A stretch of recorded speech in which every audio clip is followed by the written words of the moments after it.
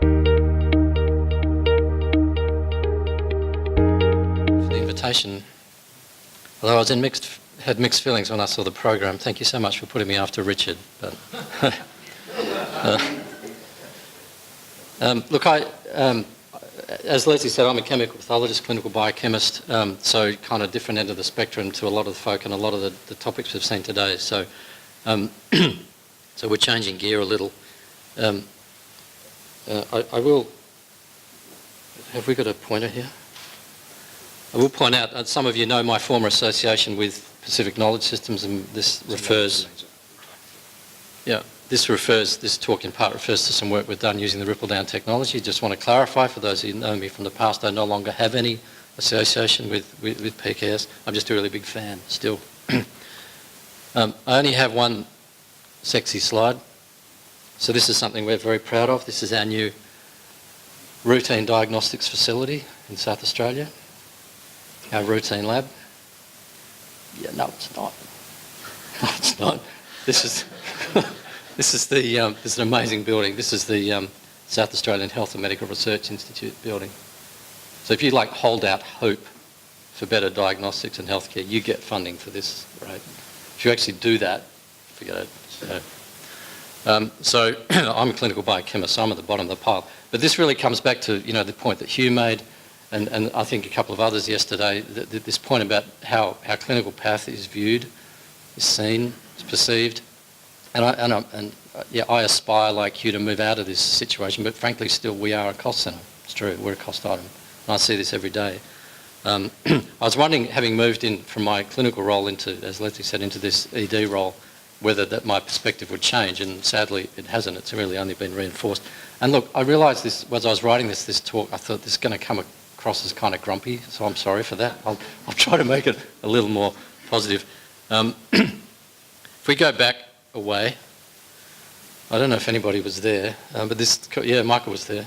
This still lives on in our hearts and minds, doesn't it, Michael, this meeting, out in the middle of Australia.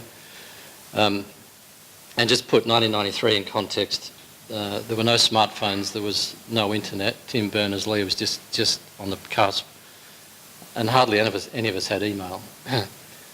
And so what we're showing here is, so we had this really fancy technology for back then. We were surveying the audience before and after presentations, and so the light box is before and the grey box is, the darker box is afterwards. So they were certainly sold after presentations by Octo Barnett and other people on just how the computerised medical record would revolutionise healthcare. But equally they came in quite convinced about decision support as well. And to stress here, I'm not talking about the kind of decision support that we now use in our middleware to manage our lab workflow. I'm talking about clinical decision support. It was going to transform the way clinicians and patients interacted and made better decisions. And these other things, electronic test ordering and electronic delivery, was all just kind of starting, but these were the things that were really going to be the killers. There's a slide I'm not showing, which we also said, well, when is this going to happen? And interestingly, most people thought that this was going to transform healthcare within 5 years. Now, at the time, I thought, well, that's a bit optimistic, but that's what the group felt. But at the time, I didn't think, well, actually, this will probably now never happen in my lifetime. And that's probably why I'm grumpy, because I just don't see it happening. Just don't. I'd love to be proven wrong. So how did we get on with the medical records? So any of you Australians who were reading the press yesterday would have seen this. This is just our PAS system, $400 million, and this is the press, this is the airtime it's getting. Okay. Now this is a bit of a beat up, but that's kind of where we're at with our PAS system. So moving quickly on, what about the other part of that slide, decision support? Well, we've done a little bit of work with that, but in the lab, which I'll come to, but as far as clinical decision support, really that interactive, dynamic clinical decision support that's actively aiding clinical decisions, well, it hasn't gone too well. There was a really good review a couple of years ago, a systematic review of the impact of clinical decision support. In other words, what have we measured about what we've done? And there certainly has been some work, and most of the positive results have shown an impact on process outcomes. In other words, doctors will, in some cases, improve or change decision making. But as far as clinical endpoints, all these years on, there's very little. And it's just interesting to look at, remaining challenges to demonstrate the impact on outcomes, cost and the users. Figure out the way to improve uptake, so people will actually use these things. Figure out how to best integrate them into workflow. Figure out how to deploy them across diverse clinical settings. And understand what role that they have in transforming healthcare. So think back to 1993 and here we are in 2012 and we haven't figured this stuff out yet. Interestingly, there's a quote here that broader penetration of clinical decision support will require aggressively, I love that, aggressively seeking a better understanding of what the right information is and when and how it should be delivered to the right person. And again, you would think we would kind of have that figured out. Meanwhile, the drivers for all of this remain. You remember back then we used to talk about variation. Well, variation is still a problem. So this is from this amazing Atlas of Variation in the UK. NHS does some really good things, and this is one of them, showing variation in the use of BNP testing depending on where you live. And this is an Australian study, and I'm sorry about the fine print, but this is a CareTrack study from a couple of years ago looking at published guidelines and looking at a number of clinical encounters. Well, how well did those encounters comply with the very well established and accepted guidelines? And they're ranked in order of how well they achieved that. So coronary artery disease, pretty well, at 90%.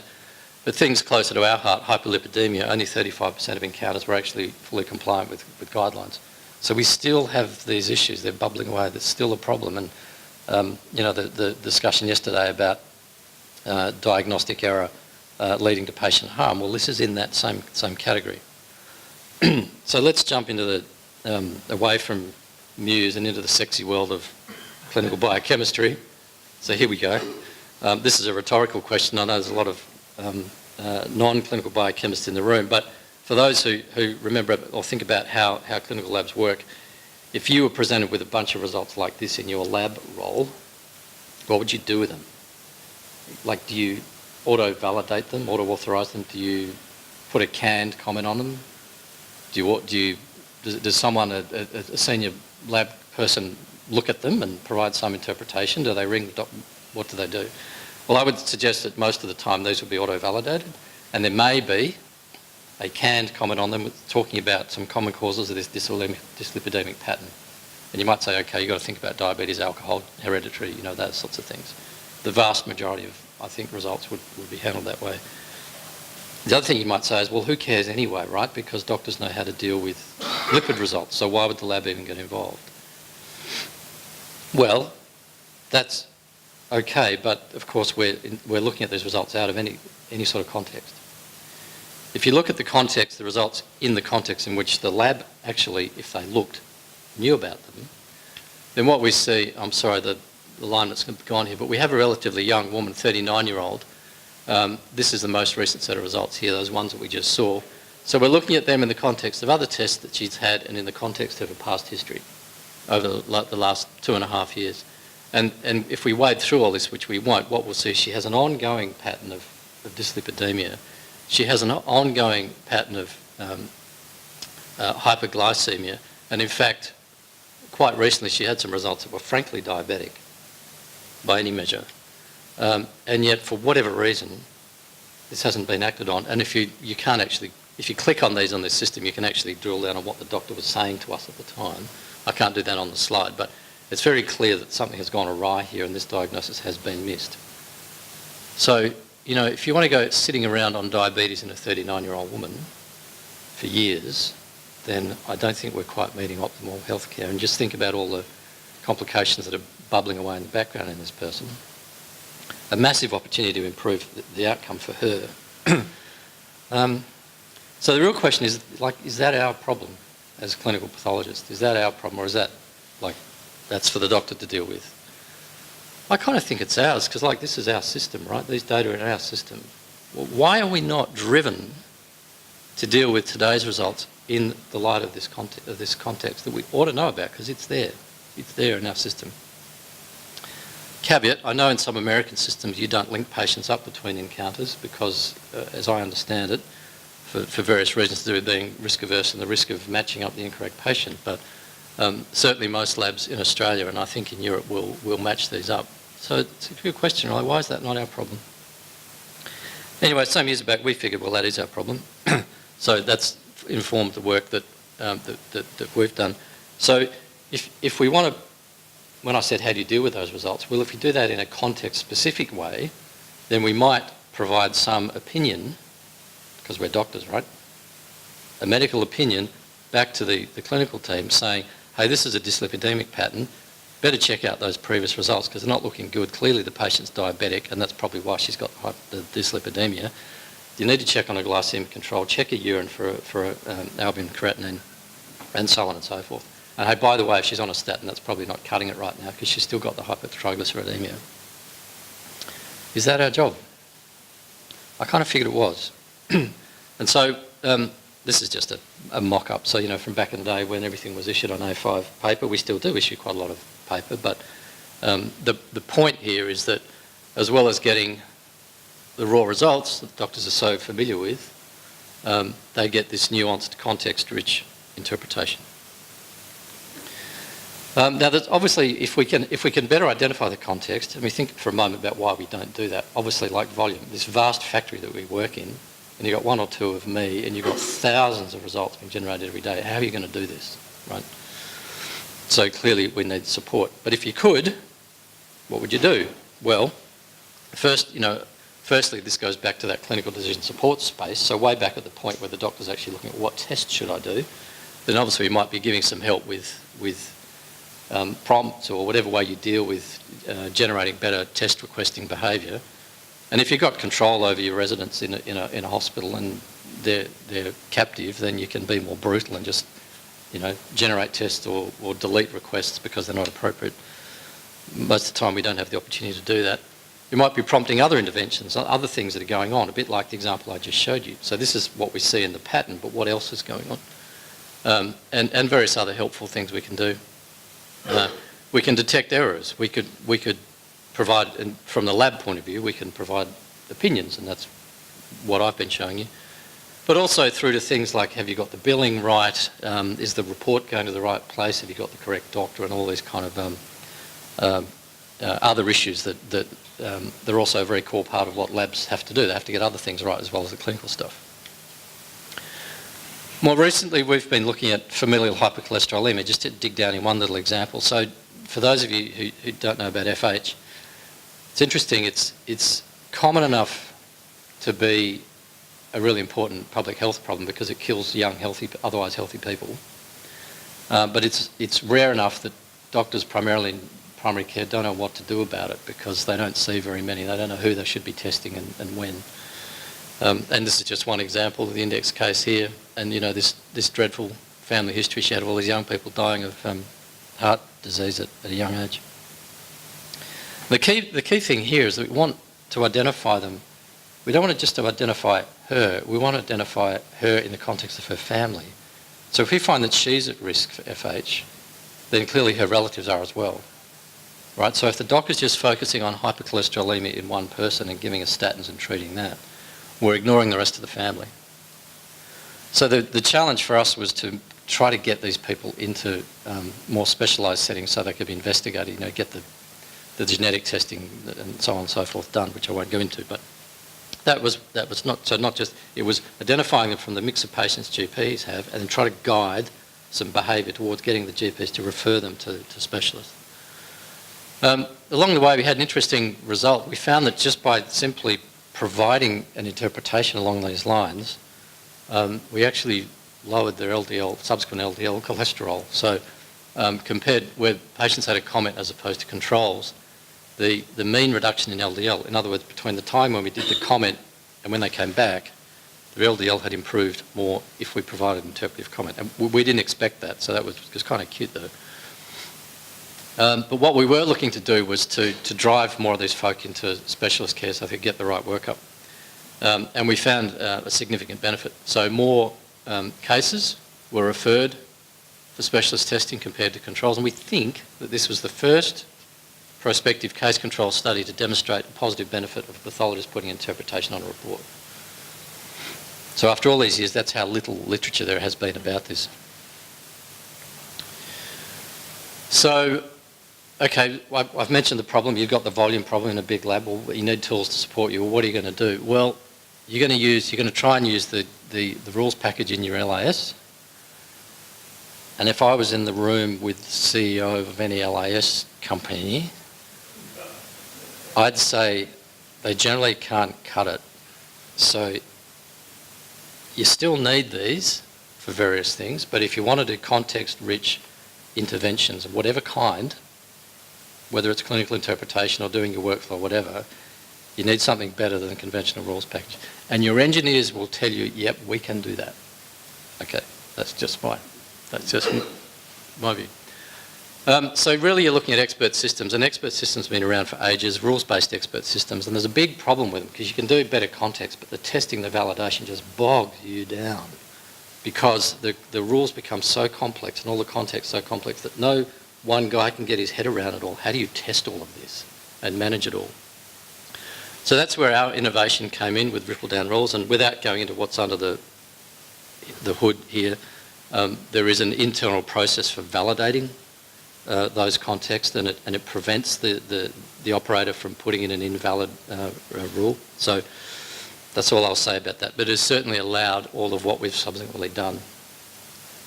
You know, we heard a bit about AI. The things we've been hearing about with say, image recognition and classification are fabulous in those settings. They're really not applicable here, and we can talk offline about why that is. What is the context? So the key thing about is it good enough is it's got to be able to match what I would see doing my daily work, right? Like if I was to sit down with all of these thousands of patients, if I could do that in the lab, what would I look at to form an opinion? And so it's basically all this stuff that's in the LIS. Now ideally, if you can get information from other sources such as your EMR or wherever, fabulous. But like I don't get that now. I don't have access to the EMR on every single patient now. So the minimum requirement for me is just simply that my system can access what I see in the lab now. And look, just this breaks down. So what then, once you identify the context, if I'm moving away from canned comments, common causes are ... to, okay, this is my opinion of what I think you ought to be thinking about, doc, and what I think you ought to be doing, then what components do I look at? Well, firstly, if the doc has asked me a question first, I need to identify that. So if he said, attention, Dr. Edwards, do you think this patient's got X? The last thing I want to do is ignore that because I look really dumb. So how many labs have good systems for identifying that now? Because docs do that a bit, right? How many of you can actually identify that? And if you can't, then they've probably stopped asking, yeah? Because you don't respond, so they stop asking. And I'll come back to that in a minute. What other things are going in the background? And then what constitutes the opinion? So now we're moving away from just the pattern. Okay, this is this pattern, or occasionally this is a diagnosis like diabetes.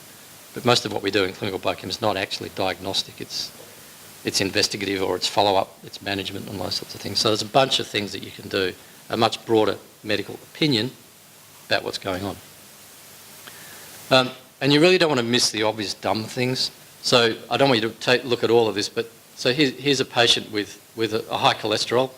And again, sorry, this is in millimoles for the Americans in the room, but finally the doctor got around to doing the thyroid function test and has a TSH of 150, so the patient is frankly hypothyroid. So you don't want to go beavering away talking about hypercholesterolemia investigation, and I suggested your thyroid function test and put them on a statin when I've just done them and the hypothyroidism smacking me in the face, if you look. So the system has got to be able to see all of this stuff.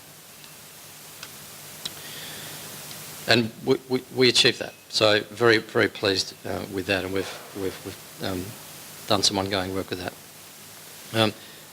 Now, going back up, so to the environment we're in, so we heard just about the dangers of and the risk of error and so forth in healthcare. Enrico Coira is a pretty well-known medical informatician in Australia, and he wrote this.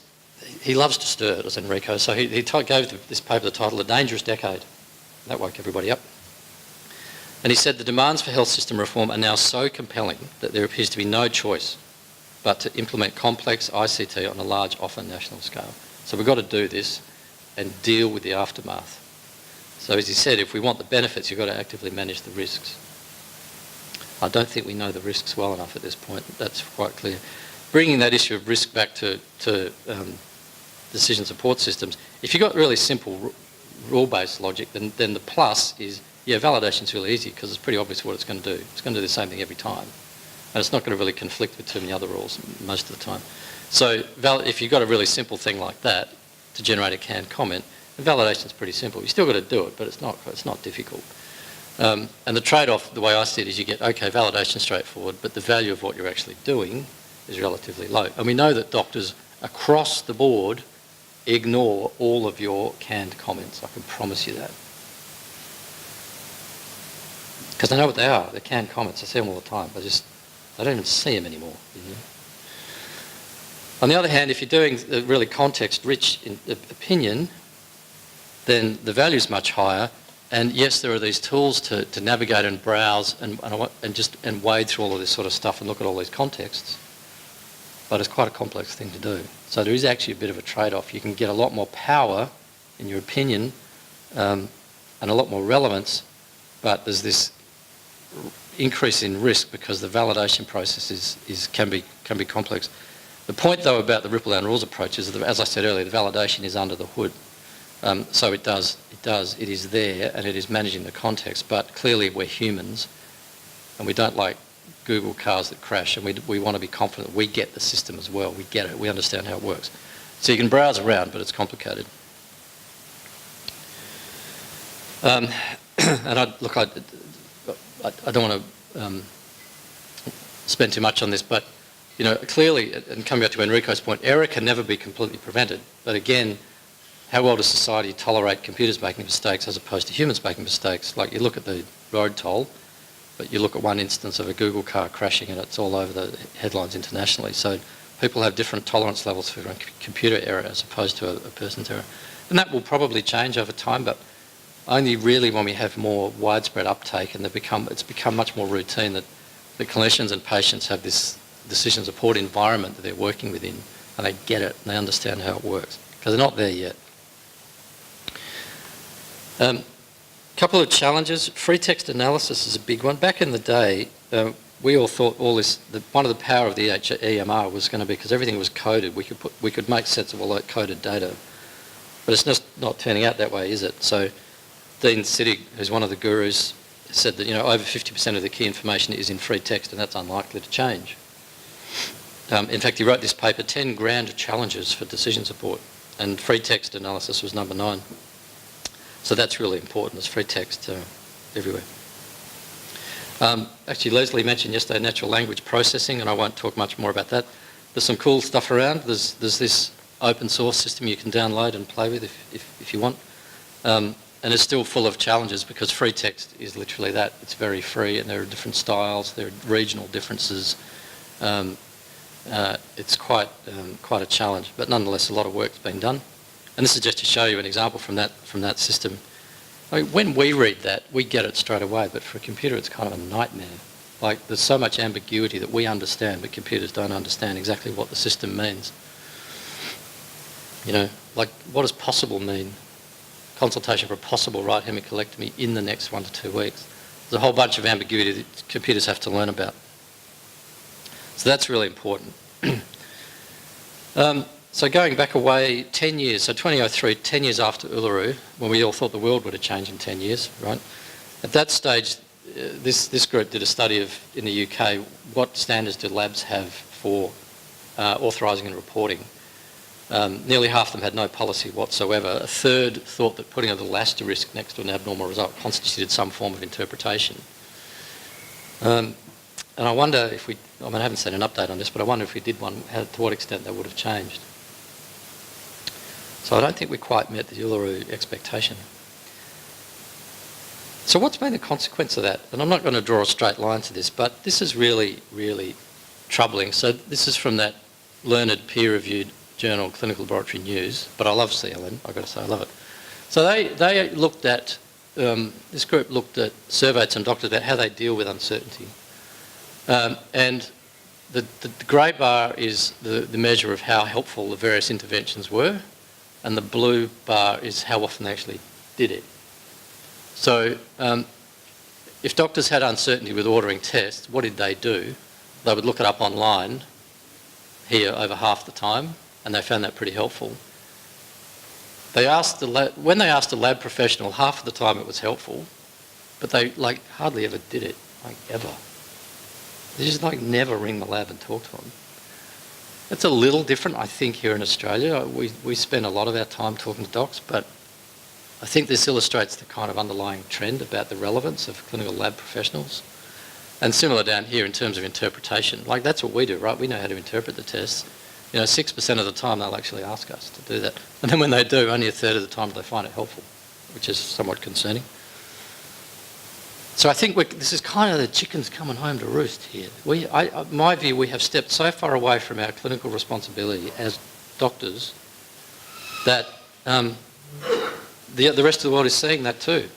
Hey, you're not relevant, guys. I know you do a great job in the lab, don't get me wrong. I really appreciate all that wonderful stuff you do with your weird boxes and lights and stuff, but I don't want to talk to you. So this is my stupid cartoon that I drew up about where I see the problem with the value. The clinical pathology is still a cost centre. It is this highly commoditised cost item, and we are a pain in the butt for the people that pay the money. And the problem for that is that we're over here, right? We're in the lab, which is made up of 3 parts. This is my long considered view. 3 parts to what we do in the lab. We have all of us clever people. We have a factory, and we have the logistics to move things around. That's it. That's what we do. And that's what they see. And we spit out information and it goes to various places in the world. But it ends up with patients and clinicians. They're the ones that make the decisions, which is where the high value is. So why would you pay these guys much attention, and certainly why would you give them any money? Ideally, we can get out of that and be in this more shared environment where eventually, hopefully, we are in this world where there is more active decision support and there's more active multi-stakeholder contribution to making sure that the right healthcare decisions get made, and that we're equal players in that, bringing different skills to the table. So clinicians are bringing their skill set and their relationship with the patient. We're bringing our skill set and our knowledge of the information to the table to populate these knowledge bases, which are informing this whole decision support environment. And importantly, we are helping the clinical governance environment around that, managing the risk, managing the outcomes and all those kinds of things. So it's 2017, what is that? Are we a quarter of a century yet? After Uluru, nearly.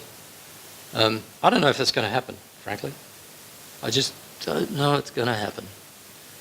Michael talked about tribalism. There's a whole bunch of other things at play here. I don't know if that's going to happen. I think, let's hope that this stuff still does happen because there's so much power in decision support and ICT generally. But maybe this will be someone else. It'll be medical informaticians. It'll be a whole bunch of informed other stakeholders. That's if it's not us, then it's a bit sad. Just quickly, a nice example of Dr. Zabaleta in Med Central in Ohio, again in a hospital setting where you could make quite kind of brutal decisions, just cancel orders because the doctors are all captive. And I won't go through it, but because there were needed the lab experts' knowledge of testing for C. diff, the guidelines changed. There were in-house orders that also changed and it wasn't being managed. A perfect opportunity for the role to work, a perfect opportunity for the lab to work with the clinicians and with the hospital to make sure that it was done properly. And they needed to understand the context. It wasn't just an on-off thing with testing. They needed to know a whole bunch of parameters with context, and they could accept or cancel orders as they were placed. And they had a fantastic impact. They halved utilisation. And the administrators love it because it actually reduced the length of stay really considerably. So that's a fantastic impact on cost and quality and risk. So just to finish up then, in my view, we have really struggled to demonstrate and articulate the value of clinical pathology. What is the value of what we do? And if we really get that right, then maybe they will build us that big sexy building. But we've got a way to go.